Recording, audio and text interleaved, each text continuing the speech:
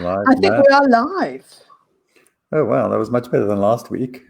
Oh, it was difficult last week, isn't it? It's Oh, technology or us. It's either or. Now, I'm at a friend's place in Palm Beach, so there could be dogs and children running through at any point, and people coming and offering me wine. I hope the last one happens and not the other two. I know. Well, actually, my Where are pussy is. you, darling? Are you in the mansion? No, I'm still in the cottage in Laura, and I've still got our lovely fake flowers behind me in my flowery T-shirt today. So last night I did do You look something very interesting. well. Yeah, I don't know why, because we'll come to Oh, healthy eating later. But so last night I was in Marrickville at a pub club for the ABC Wakefield cast and crew, but it was a comedy night. Thank God I didn't have to be a comedian because I had to give a speech. And it was amazing because there were 3 comedians and they all have mental health issues, quite severe ones actually. And it was a great night, but everyone's sitting there in their masks, you're drinking a beer and then you put your mask back on. Luckily, I didn't have to wear the mask for my recording. And so for me, they put a little couch on stage and I sat down and then I sort of glimpsed at my notes. It went quite well. We'll see it. So this is for the musical drama series set in a mental health unit. And I said in my speech, I said, thank you for getting me to speak. But, whoops, when I first was told about it, I remember looking for the nearest exit and thinking, oh my God, musical drama set in a mental health unit. What could possibly go wrong? So anyway, one of the deputy mental health commissioners was there, Tim Heffernan from New South Wales Mental Health Commission. What a lovely man. And he's got bipolar, and he talked about his journey and read some poetry that he'd written. It was very moving. It was a lovely night. And then we donned our masks and got into our Ubers with Uber drivers wearing masks and went our separate ways. it's kind of crazy, isn't it? Do you know what I love about getting older? Because just before we went live, I was saying to Mark that I looked in the mirror this week and I saw myself as the world sees me, because I normally see myself and I do my makeup face or my toothbrush face where you go like that and you pull everything in, that one. And then when you see your face, which is just your resting face, and I suddenly looked my full 75 years, and it was really shocking. But one of the beautiful things I think about getting older that I see about change, because we're going to talk about change tonight, changing in the world, is the fact that when I was a kid, if anyone had any mental health problems, it was called, the nerves are at them. No one ever wanted to kind of talk about it. We didn't really know what it was. And now it's so beautiful. As I get older, I think there are so many beautiful things that were taboo when I was a kid to talk about, and now they're not. And it's such a beautiful change in the world, I think. It is, but also, if you look at the history, I was fascinated at medical school even with these old lithographs of these Victorian ladies retiring to their beds and never coming out of them. And they just lived in the bedroom for 20 years. And the smelling salts, so you'd have swooning and then you'd have the smelling salts to wake them up. There was always a big image that I remember. And basically they just withdrew from life in protest, hopefully. And it's fascinating. But of course, you're right. We didn't talk about it. Nothing was talked about. And I have friends and patients who describe their great aunt or great grandmother having been taken away, and no one talked about them again. It was quite I something. know. And you think it's not that long ago. I flatter myself, but it isn't really that long ago, is it? Let's say hello to some people now. I think that Suzanne Connolly, Suzanne, you might have had a birthday this week. And lovely Sue wants to know why your pussy's not shot tonight. Sue, you're so naughty. Phoenix, hi. Claire, hi. Well, my pussy was actually running around, but she's now in the bedroom with my husband with the door closed. So she's crying plaintively, a bit of fame, and she's really... she's changed. She's like that. I'll have my cat litter now, thanks. No pussy, Sue. Hi, Sue. Hi, Claire. I know, you beautiful people. Now, we were talking about change. And we were talking about what we would talk about today, and my lovely friend Teresa downstairs said, talk about change, because the world has changed for absolutely everybody. And normally when things change, it just changes for a few people. You know, there are fires and you kind of go, okay, so it's really changed it for your community. But wider than that, we care about it, but it hasn't changed that much for us.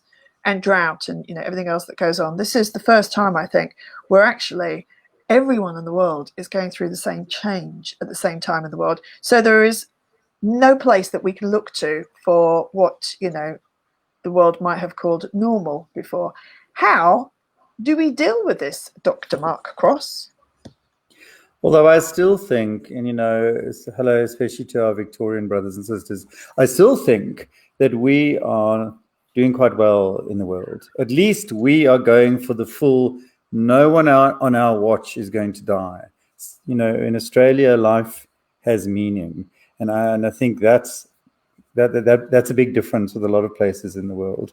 And, you know, of course, my South African friends and family watching, I'm always mindful of that as well. Change is hard, and it has been hard. And I think, now, for instance, we talked about healthy eating. Let me be the first to break this to everyone. I have struggled. So I've just had fish and chips tonight, and I've had beer today while playing Dungeons and Dragons with my children. That was fun. And actually, healthy eating's been out the bloody window for me. Sort of not doing too badly during the week, and we have been walking. But I think this month, we're talking about change, with everything going on in Victoria, with everything going on in the world, I think it's been quite hard. So we can only, I think we can only deal with what we can deal with. But coming back to change is useful, it can be good. And again, in my speech last night, I said with coronavirus, I'm both optimistic and saddened. And I've mentioned this before. I'm optimistic because the world's replenishing, that we can have a look at ourselves and we can be better. And I think that's the overarching thing that really, really, you know, pulls me along and keeps me going. But I'm saddened. And this is that I may never see my parents again. I keep on, you know, this is, and I've spoken to a couple of people who say the same things. And I've already had friends whose parents have died in the UK and they haven't been able to go to their funerals now. So that's a difficult change to adapt to. But we have to adapt to something, you know. Yeah, my mother is 98 and in a care home. Wow. And she can't really understand why we're not coming to see her. And some days she's fine about it. She'll say, I saw Frankie yesterday. I think, well, you didn't. But it's really great that you think you did. So I think she dreams about us and thinks that she's seen us, which is really lovely. I think that's really nice. I think that, I think it was Mel B, oh, let's drop a name here, who one day we were chatting about, you know, adversity and what she does when there's really bad press and, you know, people are giving her a hard time. And she said something like, I can't change that, but I can change the way I feel about it. Or I can't affect what's going on outside, but I can affect how I react to it. And it's like that kind of yogi thing, isn't it? But I think it's really interesting. You think, whatever is happening in the world, I can get really anxious about it or not. And it is my choice. Well, you can also get anxious about it, whether, you know, that's not a choice, I don't think, a lot of the time. Yes. It's about, absolutely right. It's about what you can accept and what you have to accept and what you can change and what you can't change. And I think that's important. We have to accept the things we can't change. And the only way to do that is to meet them head on, look at them in the eye and go, okay, what am I going to do with you this week? And I think, you know, as we head more into this unknown, I know Russia's talking about vaccines. I wouldn't be taking that vaccine, I have to say, but hey, let's wait and see. And I read in the paper today, the vaccine trials and all that. Yes, there's hope. And again, that's what I always said, what I always say. In this time, no matter what curveballs life is throwing at us, there's always hope. And we have to hold on to that. But coming back to change, okay. We can also effect change in a positive way. And what I always say, you can only control yourself and your immediate environs, your environment. And that's what maybe we can chat about tonight, and also, you know, what we do about work and change. Yes. Someone else gave me some really good advice once, which was to imagine that your job in life is joy. That's your job. Imagine if that's your full-time job. And actually what you do for a living is just what you get money for, but it's not your focus in life. And I think all the little things like your fish and chips are going to make you feel a bit better about life. We bought a load of cake today and we've just been getting stuck into the cake in such a major way. And it's making us feel, A, very happy, B, a little bit grubby. Sure, but but it's again, really that's nice. accepting. And it's about, so you're not sitting there just eating it and feeling horrible about yourself. You're doing it in a sociable way, in a connected way, with a mindful thought about, okay, tomorrow I'm going to start my healthy week, I think. Yes, probably. But I have been doing exercise. But then we had a chef come today. It was a treat. My friend Teresa booked it. This fabulous chef came and made us fish burgers and chips. And the chips were twice fried. And they were, I think they're called Hasselback potatoes, which came in a box. I've never seen potatoes in a box. They're like the world's poshest potatoes, aren't they? You put them in a box, it's like putting them in a jewellery box. They're like, you know, oh. Yeah, they were absolutely divine. So they made me very happy. They do. Have too many of those, though, you become a Hasselback yourself. But anyway, they are wonderful. Oh, I'm on the verge, darling. I tell you, I'm absolutely on the verge of becoming a Hasselback. Yeah, I think with some of them, I feel like I should just cut out the middleman and just rub it straight onto my bum. Can I quickly go through what's just gone through my head, people? So this is what happens in my brain that never quite stops turning, right? So Hasselback, and I've read an interesting article written by a female gynecologist saying, why are we still naming female body parts after dead white dudes? So and in medicine, we learn another language. So I can get, even in psychiatry, we've got all these, sayings and I can define everything in labels. And so a whole lot of our terms are named after doctors. And of course, most of the doctors were men. Yeah, so you've got the fallopian tubes named after that. That's the name of someone. Eustachian tubes is the that canal from your ear to your throat. Instead of just calling it, the nasal canal or something, we call it the Eustachian tube. And Eustachian. Oh, it's really, and so you know that you made it in medicine if they name something after you. But what would you like named after you? Well, I've got to think about that one and get back to you. But quite a few things like they've pulled back from medicine because a lot of them were named after these Germans who happened to be Nazis. So you go, why are we still naming things after Nazis? Thank you very much. Oh, thanks. And again, looking at the women, hysteria comes from Socrates or one of the old Greeks called the uterus flapping. That's because it's a Greek word for uterus. And so only women became hysterical. Men, because we don't have a uterus, can't become hysterical. So it's so male dominated. And yeah, I know. Anyway, that just went through my head after the Hasselback. Don't ask me to explain the link, but there you go. No, I won't be asking you to explain that one at all. For the sake of everybody, we'll be avoiding that one. Let's okay. You're end of the lecture from the. Everyone, just don't make eye contact with Dr. Mark. Everyone, look the other way. Tell me about your week, darling. How has your week been? Every now and then, I quite like esoteric stuff. Oh yes, once in a while. How's your week been? Oh, it's been amazing. Look, our older boy Clem is 10 on Thursday. I mean, just life. Who the hell works on these things? Now, I can't remember if I said this last week or not. That joke about, I think I did, about dog years and human years, and 2020 being the equivalent of 7 human years. But it's been a long year, so that's amazing. He's 10.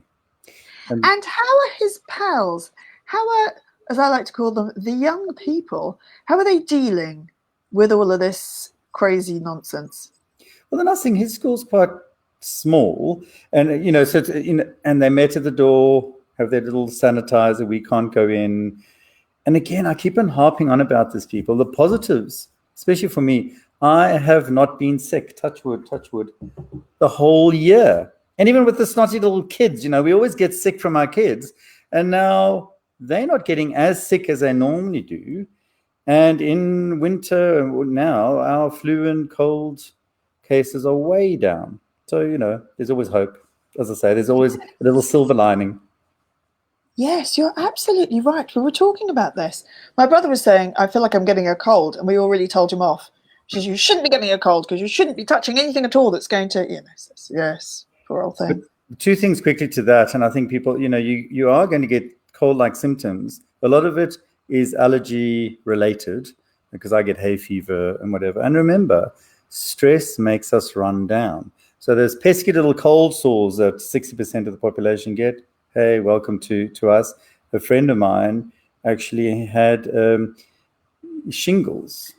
So that's in us. And so we've got all these little critters, right? So when we really run down, we get sick, but it's our own sort of immune responses, which is why it's so important in this time of intense stress to look at what we're doing and why we're talking about that here. Yes, looking after ourselves. Look for the joy in everything, because there is joy in everything. And also just doing one tiny thing every day that makes you really happy. Speak to one person that makes you laugh, one person that you just love, and tell them that you love them. Pat a dog. Buy flowers. But that's good. I'm just going to pick up on that. That was good. So every day, and I forget that, every day say one thing or do one thing that is going to change your life or change someone else's life. And I think yes, moving forward. Yeah, that's a nice thing, and I was saying even yesterday I went, it was an older woman, and I've got a thing for older women, right? I think they're wonderful. And she was with this grumpy looking man. And I went up to her, went past, and said, I hope he's told you how stunning you look in that gorgeous red jacket. And she went, oh, almost with a fan. And he just looked at me and she said, oh, thank you, you've made my day. See, that's so lovely. I thought that was lovely. Yeah, I think it's very important, to be lovely, to just pass us by in the street, because you think they could be having a terrible day. And just, one little compliment, one little flirt. I worked with Paulie Yates on The Big Breakfast 45 million years ago. And she was the one who dated Michael Hutchins. And did she marry him? She had a child with him, anyway. Lovely Tiger Lily. And she flirted with everybody. Absolutely everybody, every single day. Men, women, children. She made everyone feel like they were just the most important person in the world. She was really, really, really engaging like that. It was really lovely. It's, what a lovely thing to do. And you see, you never know what the outcome is. Every now and then you hear, hey, you changed my thoughts for the day, or I felt so much happier. And then with that change in your mood, you do feel better in the day. Yeah. I read something interesting from a marketing company this week, and they know that their clients are doing it a bit tough. So they did that thing, or they're doing that thing that people do in restaurants occasionally, which is pay what you want, pay what you think it's worth. I thought that was so interesting as a thing to do. So everyone needs our help, and some companies have bucketfuls of money and other companies don't. So we're just saying to people, pay what you can. Isn't that lovely? I know, but I don't know if people do. I've seen that before. Apparently people overpay in those restaurants. Most people overpay. Oh, good. And we're always moaning about rich people not paying tax or whatever. I saw a couple of weeks ago as well, this group of really wealthy people going, please tax us more. We're not trying to not pay taxes. Please tax us more. Who was that? Can you send me the names if there are any males? I read all these things and I never remember. And then the same, and I think it was the same article I read, or I think it was, where, this is a dreadful statistic, especially for my female friends and family in Africa. There are 30 men in America who own more than the combined wealth of all the women in Africa. Oh, it doesn't surprise me. In all of Africa. So there you go. And so you talk about change. I mean, wouldn't it be nice? We're all in lockdown. We're all suffering. A lot of people are suffering much more. Economic and mental health is still to rear, or the consequences of all this has not reached its peak yet, of course, not by a long shot. And you've got a couple of people in the world who can just give away all their money and then everyone will be fine. And then we can all get through this and it'll all be hunky-dory. I mean, it's really sad, but that is the case, actually. Anyway, let's talk about change and positive, because I don't know why I'm going on some of these. Well, I think if we can, when, every day we can change, all we can do is change our attitude and our actions. That's all we can change, isn't it? So I think if we can, at the end of this, let's change the way we view the people who are the essential services and make sure that we fight for them. So, the people who are on the front line now are looking after us that we have sometimes taken for granted, I think. Let's make sure that we don't forget them, that we don't go back to normal, whatever that is, and forget to say, if you work in a care home, or you are, a doctor or a nurse, or you're an essential service or a delivery person, let's be really kind to them and push companies to pay more. And maybe we're the ones that say, do you know what, I'll add $5 to my delivery, $10, charge me more for it, and just to say thank you. I would like to, what has COVID taught us? Well, 50% of what we do can be done at home, and 50% of people need to be paid better.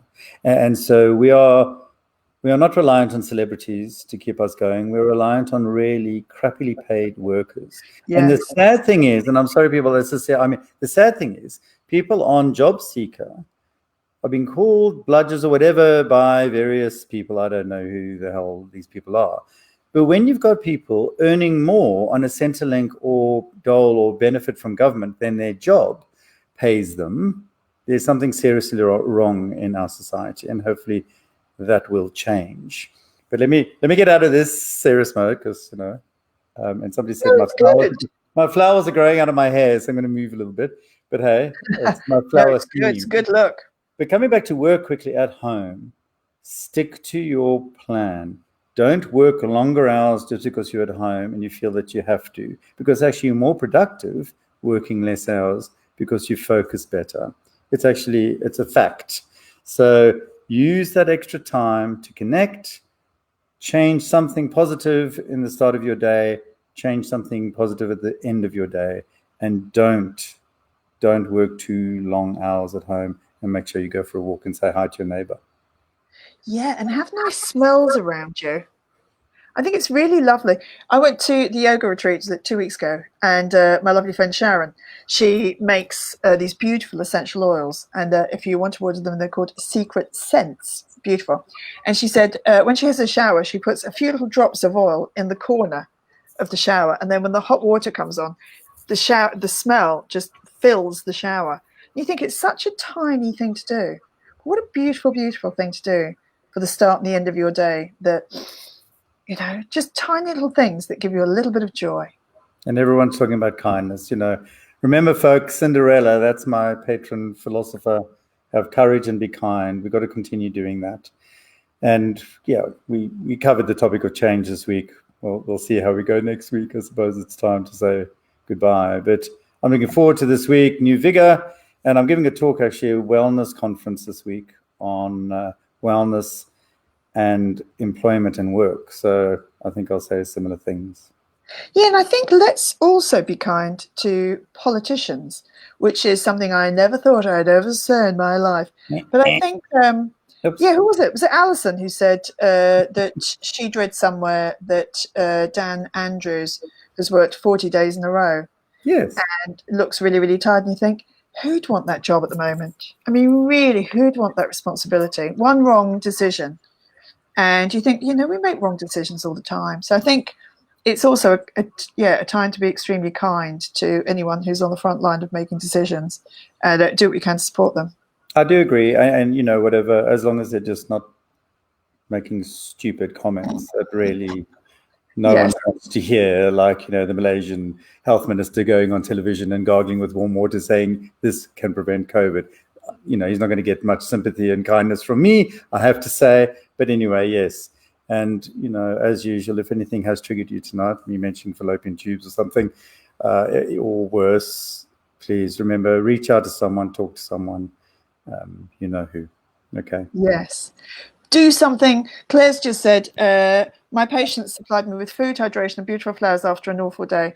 That's so lovely. And I think tiny little things that we can do, tiny things Tiny little things. Let's do them. Let's start, a kindness epidemic this week. Let's go wild being kind. And change negative thoughts, or change what you thought you couldn't change, or try and change something that can be changed. Maybe that's the theme for the week as well. And a bit more joy. And be kind to yourself if you can't change it. And enjoy your fish and chips. Don't have a low-fat muffin. Don't do it. Yeah. Okay. Lovely, Maz. Nice talking to you. Always a joy. Okay.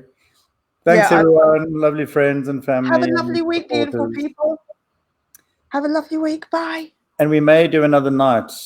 We're going to think about that. We might do Thursday, mightn't we? We're thinking about Thursday. So actually, if you can, we might change it to Thursday night, but you can let us know as well what you think. Yes.